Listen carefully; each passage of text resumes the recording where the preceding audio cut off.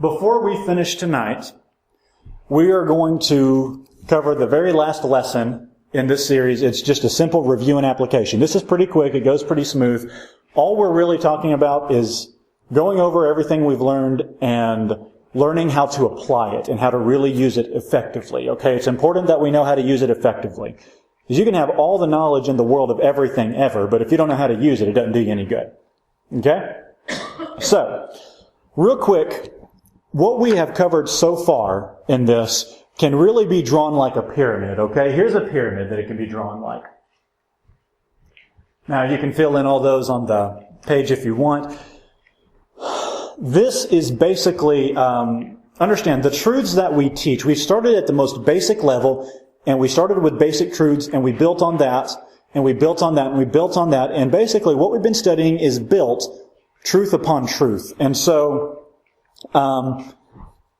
really getting a good, solid explanation of the higher truths on that triangle, on the higher truths of that pyramid, it really helps to have a good, solid grasp of the lower truths on that because it helps you to build up to that level.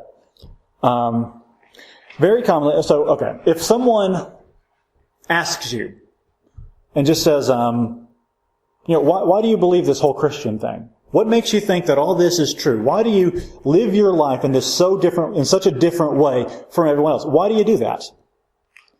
Now, there are lots of ways you can answer them. That's a wonderful opportunity. But I'll tell you how a lot of Christians tend to answer that, and this culture, this is not the best way. This is not the best way to answer. It's not the most effective way, okay? A lot of Christians say, the Bible. Period. That's it. Leave it there. The Bible. And essentially, do you know what you're doing when you just answer simply, well, I believe this because the Bible said it? Now, don't get me wrong, it's still true, but how does that affect a person when they're really searching for answers? Essentially, you give them this. That's it. The Bible includes all these other things underneath it, but you've essentially just given them the capstone, the very top of the pyramid, and you've left them hanging without all these other things. Now, yes, the Bible is true, but it is built on other truths. It is built on truths that help support that truth. And there's a point in time in culture where if someone said, why do you do this way? And you say, well, the Bible says it. They'd probably say, oh, okay, good idea. A lot of people have had such a respect and such an admiration for the Christian faith and for the Bible that if you said the Bible says it, that was good enough for them.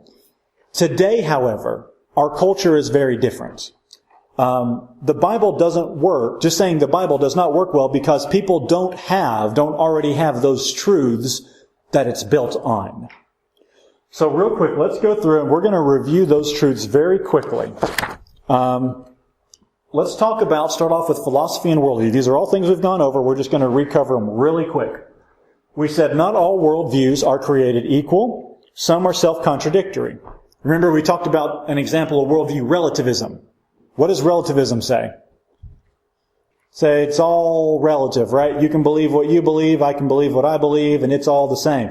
Well, that doesn't work because saying truth is relative is making a claim to truth. But you're making an absolute claim there. Therefore, truth can't be relative if there's an absolute claim to truth, and that absolute claim is that all truth is relative.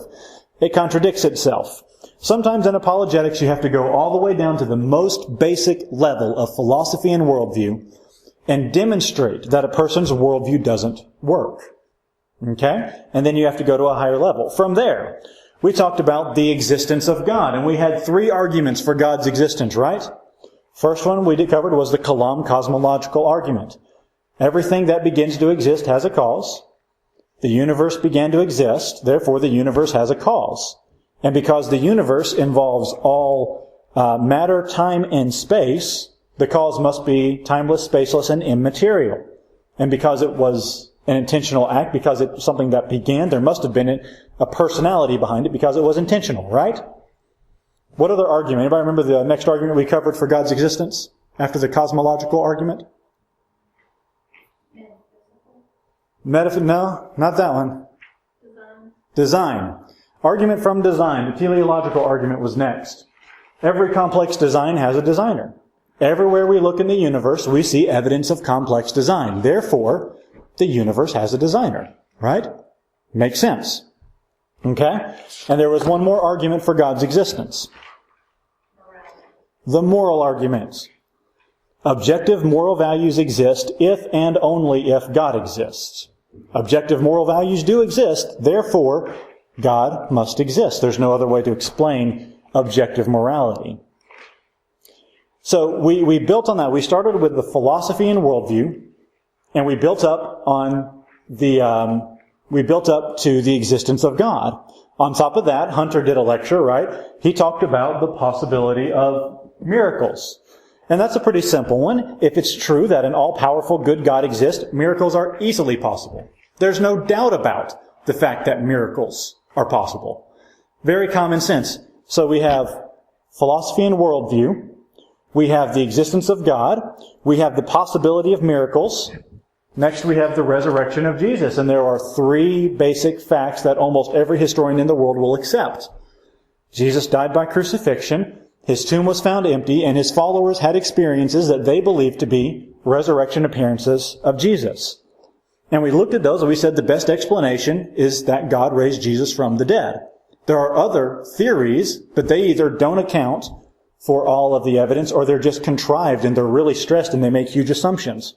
The resurrection of Jesus is easy to believe because the only thing you have to believe to know that it's true is that there is a God. And we've already shown that there is a God, right? So it all makes sense. And from there we built up to the reliability of the Bible. The New Testament is textually and factually reliable, and it has good evidence of divine inspiration. And the New Testament affirms the Old Testament, right? The Bible is therefore reliable. And so you see how we build up through all these different levels. It helps a whole lot to prove the reliability of the Bible if you have all these other things supporting it. It does help a whole lot. So one more time, here's your pyramid. Let me tell you the best way to use this.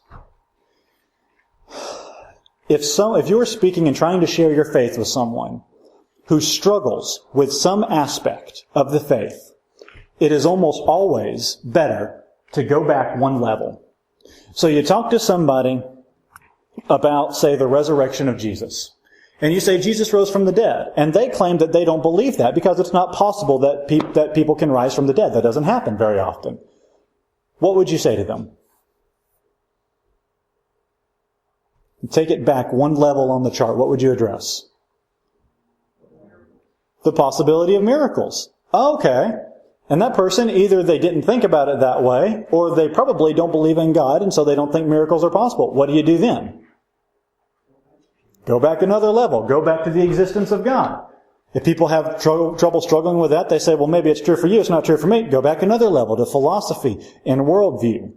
You understand? All these build on each other, and as long as you keep going back to more basic levels, you'll find a place where you can convince somebody if they really are open-minded.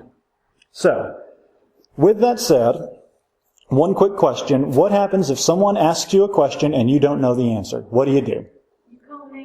No, you don't call Nathan. Nathan probably doesn't know either. What do? There are two options, okay? This is a matter of practicality now. Two options.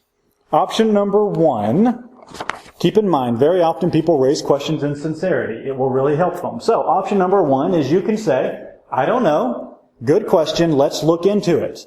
What happens if you say that to a person? Probably this. You'll probably find an answer. You will keep that relationship with that person open, and you will continue dialoguing about the faith, and you get to continue talking with them about it, right? Makes sense. Good, humble approach. Now there's another option. Anybody want to guess what the other option is? Yeah. Insult or emotional reaction. Sometimes, we don't have to respond correctly when people have a problem. We should, but we don't have to. A lot of times there are Christians who just say, well, your problem is you just don't have enough faith. You just need to stop thinking so much and believe more. Christians say, well, you shouldn't be asking questions like that. You're wrong for even thinking something like that in the first place. Now, if we respond that way, what is likely to happen? You're probably going to alienate that person. You're going to close them off to future discussion, and someday if they come in contact with a Christian who does know the answer to that big question they have, likely they're not going to listen to it anyway, because they've already had such a bad experience. You see, a lot of it is in how we approach it. Does that make sense? Have a humble attitude. Don't be afraid to not know everything. Ask questions, search out things with people. And it helps you to share your faith in a respectable way. With that said, one final note. This is the last slide of the entire class. You will never see another slide in this apologetics class. Keep in mind, apologetics is a broad subject. All right, we've just covered Apologetics 101. That is an absolute, most simple, basic approach to it. And you've about exhausted all my knowledge in it. There is so much more to this study of apologetics. You can go a lot deeper. You can cover a lot more issues. The issues we have covered, you can dig into them and get more detail on them and get more basic, get down to deeper levels of those. Success, if you really want to be a good apologist, it's not just quick class and then we're over. It is continued study and constant patience and being very respectable and patient with people who have questions. That's apologetics. Okay? So I just want to encourage you, don't just, every now and then get out this notebook, look through it again until you kind of get a good grasp of it. If you had the chance to read or study an article or something on an apologetics topic, do it. It's good to help you increase your knowledge, continue learning. It makes you more effective. With that said, are there any questions about this review and application? Are there any questions about anything in the whole world apologetic related? Anything? Do you feel like maybe you've gotten some understanding of how this works, at least to a degree? Sometimes you have to go over it a few times to really let it start sinking in, but okay.